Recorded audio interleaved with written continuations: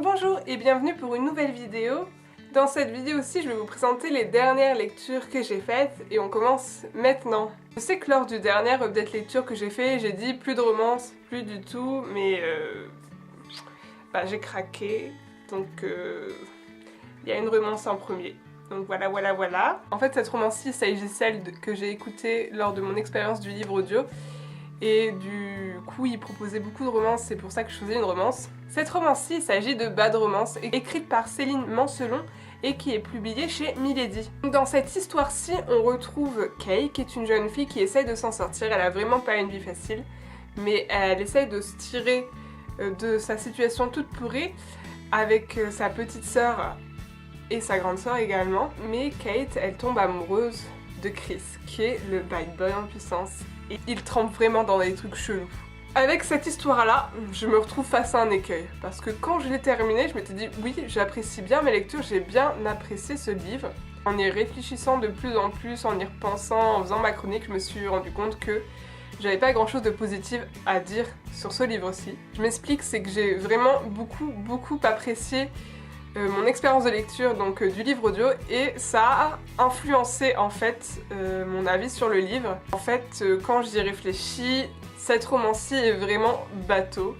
Elle est agréable à lire, mais honnêtement, Chris, le personnage masculin, il cumule tous les clichés du genre bad boy, tatoué, sexy en diable, il est machiste, il est sexiste, il est un coureur de jupons, il est en plus très bon amant.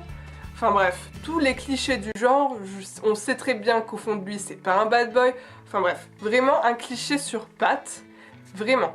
J'ai beaucoup aimé le personnage de Kate, qui est la jeune fille qui, elle, est battante, qui essaie de s'en sortir, qui ne supporte pas tout ce qui est, tout le côté macho de Chris et lui tient vraiment tête, mais elle est vraiment badass comme jeune fille, elle essaye vraiment de s'en sortir, elle fait tout, elle cumule les petits jobs, en plus elle fait l'université, elle veut vraiment s'en sortir de sa situation pourrie où elle est, de là où elle a vécu. Donc ça, c'est vraiment une chose que j'ai appréciée dans ce tome-ci, c'est Kate, mais après, on a une structure mais binaire, j'ai envie de dire. Enfin, on a la structure qu'on retrouve à chaque fois dans les romans. On a au début l'apprivoisement, donc ils s'aiment pas trop, mais ils s'apprivoisent. Ensuite, la partie où ils sont ensemble. Bien sûr, à chaque fois, il y a un petit retournement de situation. Et puis au final, on a un happy ending. Honnêtement, je trouve que cette romance est vraiment très néfaste entre eux. Ils ne se tirent pas du tout vers le haut. Comme dit le titre, c'est Bad Romance. C'est vraiment glauque, je trouve, leur histoire d'amour. Et au final, qu'on se retrouve avec un happy ending à la fin, limite, j'aurais préféré ne pas en avoir. Vraiment, que ce soit mal fini de bout en bout. Parce que c'est vraiment mauvais comme relation qu'ils ont. Et je trouve que la résolution du problème, c'est surréaliste, mais vraiment surréaliste. Dans la vraie vie, ça se passerait pas du tout comme ça. Ça se résout en un coup de main, un coup de cuillère à peau comme on dit. Et franchement, non, c'est surréaliste. Donc voilà, au final, j'avais apprécié mon livre quand je l'avais écouté. Vraiment parce que j'avais apprécié l'intonation que mettait la jeune femme qui lisait, comme je l'avais dit dans ma précédente vidéo. Mais en y réfléchissant, l'histoire en tant que telle n'est vraiment pas l'histoire du siècle, honnêtement. Elle est agréable à lire, hein, mais je pense que si je l'avais eu en papier, j'aurais été beaucoup plus sévère sur mon jugement. Bon, ensuite, après cette petite période romance, on s'attaque à du lourd, mais vraiment du très lourd. Ma deuxième lecture, il s'agit de 3, le tome 2, Le Bouclier du Tonnerre, écrit par David Gemmell et qui est publié également chez Milady. Et donc, cette histoire-ci, donc le premier tome, le deuxième tome et le suivant sont centrés sur les pourquoi et les comment de on est arrivé à la guerre de Troie, ce qui a précipité la chute de Troie. Et dans cette histoire-ci, il n'est pas du tout question de dieux. Les dieux, la mythologie et tout ça, il y en a forcément, mais ils ne sont pas personnifiés.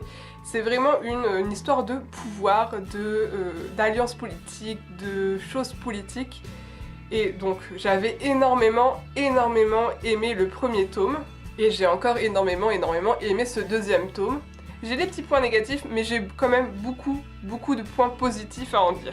Donc en premier point positif de ce roman-ci, et je parle aussi bien pour le premier que pour le deuxième, c'est que tout n'est pas blanc ou noir. Les personnages sont vraiment complexes, ont vraiment de la profondeur. Ils sont pas manichéens du tout. Je pense notamment à Andromaque qui est mon personnage préféré de cette série pour l'instant. Elle et Hécube, on en parle dans le roman, sont censés se ressembler énormément. Sauf que Andromaque, de notre point de vue, est censé représenter le bon et Hécube le noir. Mais on se rend compte qu'en fait, comme Hécube lui dit, la reine de Troie, lui dit qu'elles sont exactement identiques, que quand elle était plus jeune, bah, elle était pareille, exactement pareille, et on se rend compte qu'en fait c'est oui. Hécube, qui pour nous est une grosse méchante, on se rend compte que Andromaque est en train de devenir quand même limite qu'elle a la même mentalité, mais c'est juste qu'elles n'ont pas le même but, et du coup on se rend compte que si elles avaient exactement le même but, si elles avaient exactement le même parcours, Andromaque aurait fait exactement la même chose, et ça j'aime beaucoup ce côté-ci, c'est que en fait, rien n'est tout blanc, rien n'est tout noir, tout dépend du contexte, tout dépend des motivations qu'elles ont. Elles sont aussi froides l'une que l'autre dans certains côtés. Donc tous les personnages sont comme ça, ont vraiment de la profondeur. Le seul qui m'a déçu dans ce roman-ci, mais que j'avais adoré dans le premier tome, il s'agit de Hélicon. Donc Hélicon, c'est le jeune roi de Dardanie. Dans la mythologie d'Homère, il s'agit du prince aîné qui va aller fonder Rome après. Donc Hélicon, dans ce tome-ci, ben déjà est beaucoup plus en deçà, on le voit beaucoup moins. Et ben on a un truc genre incroyable, c'est que donc ce tome-ci est découpé en 3 parties. Première partie, donc elle suit ce qui se passe dans le premier tome. Deuxième partie, c'est quasiment la suite de la première partie à quelques jours près, il me semble. Et la troisième partie se passe 3 ans après, donc les premières parties et les deuxième partie de ce livre-ci. Et on se rend compte que, donc il s'est passé 3 ans, il y a eu une grosse ellipse, et qu'Hélicon a quasiment changé de caractère en 3 ans, ce qui, on comprend en progression sur 3 ans, ça paraît logique, mais il rechange à nouveau de caractère en 2 secondes, à la suite juste d'une petite conversation avec un de ses amis. Et alors là, j'ai trouvé ça pas du tout réaliste, parce qu'une progression sur 3 ans qui se résolue juste avec une conversation, honnêtement, là ça m'a pas du tout paru réaliste. Un autre point positif que j'ai sur ce roman-ci, c'est qu'on ajoute des personnages, et même si on a beaucoup plus d'histoires parallèles, moi j'aime beaucoup quand il y a beaucoup de personnages, et surtout ces nouveaux personnages sont vraiment intéressants, ont vraiment aussi de la profondeur, sont pas tout blancs et tout noirs, donc j'ai vraiment aimé cela. Et puis franchement, ce livre-ci, c'est un détournement complet de l'Iliade d'Homère, c'est-à-dire qu'on prend les mêmes personnages, mais tellement détournés, mais tellement bien détournés. Par exemple, dans ce roman-ci, Priam, donc on le voit dans l'Iliade, on le voit dans le film, d'ailleurs 3 si vous l'avez vu, il paraît être un vieux monsieur, vieux roi déclinant mais de bonté, il est bon. Et en fait dans ce tome-ci on se rend compte que c'est un vieux roi, oui il est un peu déclinant, pas tant que ça, en fait c'est plutôt un roi qui veut garder le pouvoir, qui est vraiment avide de l'argent, qui provoque d'une certaine façon la chute de Troie. En fait, tout a un sens. J'ai vraiment un détournement intelligent. Donc on enlève toute la partie légende pour vraiment se concentrer sur le politique. Et ça, j'aime vraiment, vraiment beaucoup. Je trouve que c'est une saga de qualité. Donc j'ai hâte de lire le prochain tome parce que à la fin de celui-ci, on arrive sur un gros cliffhanger. Puis franchement, là on est bien dans la guerre quand même. Elle a bien commencé, donc bon, on va savoir la fin. Forcément, la 3 va chuter. Mais je voudrais savoir comment ça se passe, qui va rester, qui va mourir, parce qu'il y en a beaucoup qui meurent dans ce livre-là quand même. Donc voilà, je suis à fond dans cette histoire, mais vraiment à fond. C'est des gros livres, mais ça se lit tellement vite. Je suis peut-être partie dans tous les sens sur mon avis, mais c'est parce que j'ai vraiment, vraiment adoré.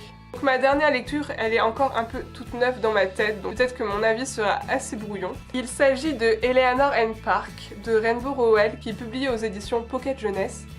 Et ce roman-ci, je viens de le terminer hier soir et je suis encore sous le choc. J'ai encore du mal à me dire si c'est un coup de cœur ou pas. Dans cette histoire-ci, on retrouve Eleanor, qui est une jeune fille nouvelle qui vient d'arriver à son lycée. Elle ressemble pas à ce qu'on pourrait penser de populaire. Elle est plutôt rondouillette, elle est rousse avec des cheveux vraiment très volumineux, très frisés. Donc les gens vont se moquer d'elle. Et on retrouve Park également, qui est un jeune garçon du quartier où ils habitent, qui lui est d'origine à moitié coréenne et qui est assez mystérieux. et du coup une relation entre les deux va se nouer. On va voir la progression de cette histoire. J'ai vraiment beaucoup aimé cette histoire, je l'ai trouvée tellement juste, mais tellement juste, c'est exactement ça que l'on ressent lorsqu'on tombe amoureux pour la première fois. J'ai été soufflée, c'est vraiment tellement juste, j'ai pas d'autres mots en fait. Vraiment, j'ai adoré les personnages, j'ai adoré la façon dont on les traitait, j'ai adoré le style d'écriture, ces chapitres, cette alternance de points de vue. J'ai vraiment tout aimé dans ce livre. Je trouve que Park et Eleanor ont vraiment des caractères fouillés. Je trouve que Eleanor particulièrement a pas une vie facile, mais vraiment pas. Je sais pas, je suis entre le peut-être coup de cœur, mais si c'est pas un coup de cœur, ça s'est joué à ça. S'il m'a manqué quelque chose, peut-être un épilogue en fait, peut-être un épilogue, mais encore si je l'avais eu, j'aurais peut-être été déçue, mais vraiment déçue. Donc voilà, j'ai pas grand chose à dire, si ce n'est que c'est tellement juste, c'est tellement représentatif de ce qu'est l'adolescence, de ce qui peut s'y passer, de ce qui se passe quand on tombe amoureux pour la première fois. Ce que j'ai beaucoup aimé également dans ce livre, c'est tout ce qui est référence à la culture pop. Donc on a tout ce qui est comics notamment, parce que Park est un grand fan de comics, donc on parle X-Men, on parle Watchmen, et puis il y a toute cette culture musicale, parce qu'ils sont des grands fans tous les deux de musique, donc on a les Cure, on a U2 qui passe, on a les Beatles qui sont mentionnés, les Sex Pistols, enfin tout un tas de groupes que l'on connaît tous, dont on connaît les paroles, enfin bref, moi j'ai vraiment été happée par cette plongée dans la culture pop des années 80. Et c'est un petit bijou, c'est une petite perle, c'est un petit roman à part. J'en avais entendu vraiment que du bien à chaque fois. C'est peut-être pour ça que c'est pas le coup de cœur franc, parce que j'en attendais peut-être beaucoup, mais honnêtement il remplit tous les critères, enfin... Voilà. Plus j'en parle, plus je me dis qu'en fait c'est un gros coup de cœur que j'ai eu. De toute façon je lui ai mis la note de 5 sur 5 sur Goodreads. Donc voilà, je voulais pas lui mettre 4 parce que je mets 4 souvent assez rapidement, mais là, non, honnêtement, il valait beaucoup plus que 4. C'est vraiment traité dignement, toute l'histoire d'Eleanor est triste, mais c'est vraiment traité d'une façon parfaite. Donc voilà, je vais m'arrêter là parce que sinon ça va repartir, je vais en parler pendant 3 heures, je vais répéter les mêmes choses, donc voilà, je m'arrête là. C'est un coup de cœur, ou un presque coup de cœur, il est vraiment génial, il est vraiment juste, voilà, foncez. Donc voici pour mes 3 dernières lectures. Si vous avez lu un de ces livres, n'hésitez pas à me le dire en commentaire également, si vous avez des suggestions en commentaire également, donc voilà. N'hésitez pas à aller faire un petit tour sur la page Facebook également, j'ai oublié d'en parler mais maintenant il y a une page Facebook, donc voilà, n'hésitez pas à y aller. Moi je vous dis à bientôt dans une nouvelle vidéo et bisous bisous.